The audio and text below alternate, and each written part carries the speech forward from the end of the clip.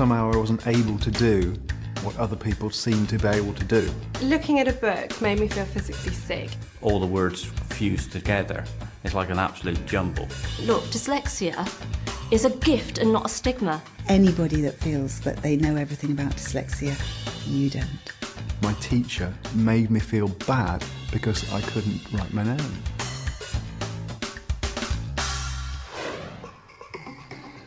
There are vast numbers of adults out there who have struggled through their lives with learning problems without being aware that they were dyslexic.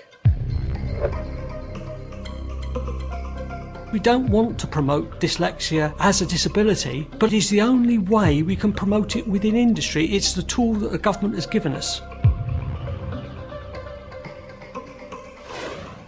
One of the problems I struggle with is words. I can't spell very well. So we'll make my little person, who will be my brain's eye, and then we'll spell out the words with models that will contribute the words. Like I can never spell trousers for years, and obviously made my little trousers on my little person, and I can now spell trousers. It's not a model that I can do for them, it has to be something that makes sense to them. We then get them to do the word out in clay, and I also get them to do a model of themselves, which, if you like, is observing this. The learning people's approach is one that treats the dyslexic thinking style with dignity, as opposed to looking at dyslexia as something broken or disability and trying to work around it. We need people to understand that if you are my potential employer and I'm sitting there, that you give me the same chance. Would you have it in your head, well, what is she as a dyslexic? My name's Louise Jameson and I have 2 dyslexic sons. The amount of grief I gave my mum when it came to homework time was, astronomical. I got very frustrated with the kids for not, putting in the amount of... If they'd start, my catchphrase with them was, if you'd spend as much time trying to do your work as you did trying to avoid it, we'd get somewhere. And I'm sure it's a phrase parents use worldwide, But of course it was wrong. I was not doing the right things. Mum had kind of discovered this course and the Ron Davis course. The first session was moulding the alphabet in clay. And I kind of thought, well, I may have this kind of disability, but I do know the alphabet, this is a bit...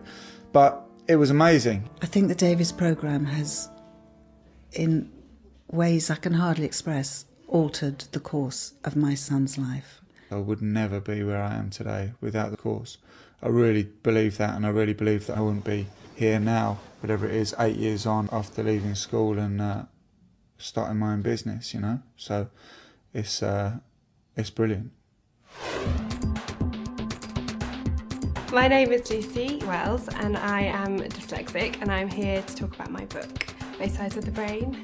In order to get the emotion across, I wanted people to physically feel what I would feel or a dyslexic would feel when they open a book. You don't want to look at it. And that's how I would feel when I would open a book. I think this is the last thing I want to do, is to be looking at this book right now.